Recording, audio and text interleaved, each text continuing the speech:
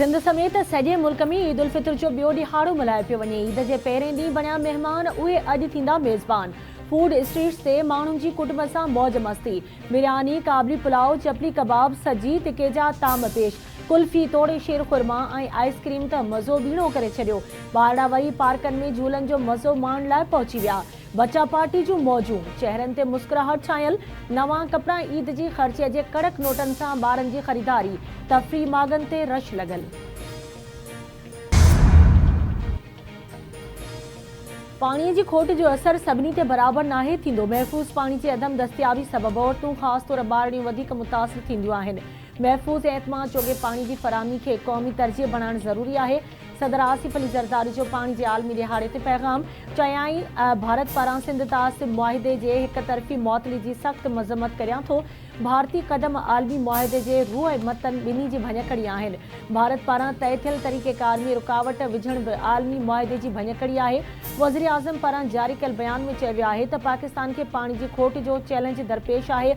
बरसात जे गैर इम्कानी पैटर्न ऐं ग्लेशियर्स निज़ाम में तब्दीलियुनि पाणी खोट जे ख़तरनि खे वधाए छॾियो आहे।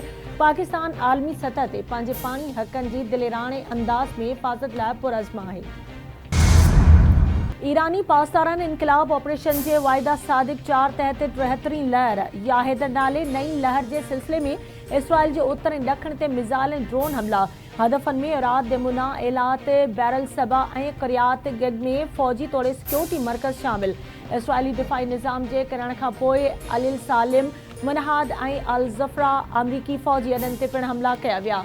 इसराइल ते हमलनि में 200 खां मथे माण्हू मारिजी विया ऐं ज़ख़्मी थी पिया। ईरानी पासदारनि इनक़लाब मूजिबि हमलनि जो मक़सदु फ़ौजी मर्कज़नि ते दुरुस्त निशानो लॻाइण, दॿाउ विझणु आहे। इसराइली मीडिया मूजिबि ईरान जा इसराइली शहरात ते हमला 6 इसराइली मारिजी विया, 100 खां मथे ज़ख़्मी थिया आहिनि।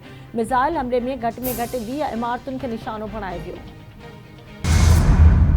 ईरान सामुंडी लंघ हुरमज़ न खोलियो त उन जा बिजली घर तबाह कंदासीं। अमरीकी सदर जो ईरान खे सामुंडी लंघ हुरमज़ खोलण लाइ 48 कलाकनि जो अल्टीमेटम।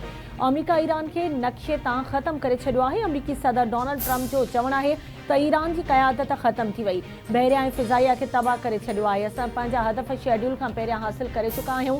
ईरान मुआहिदो करणु चाहे थो पर असां तयारु न आहियूं। ऐं तवानाई ठिकाणनि ते हमिलो थियो त भरपूर जवाबु ॾिनो वेंदो। विच ओभर में अमरीकी तवानाई इंफ्रास्ट्रक्चर खे निशानो बणाईंदासीं। ख़िते में अमरीकी मुफ़ादनि सां ॻंढियल सभई तवानाई ठिकाणा निशानो बणिजी सघनि था। ईरानी फ़ौज जो रद्द अमल। ईरान पारां डेगो गार्शिया खे निशानो बणाइण जी तरदीद। सीनियर ईरानी एहलकार जे चवण त डेगो गार्शिया ते मिज़ाइल हमले पुठियां ईरान न हो।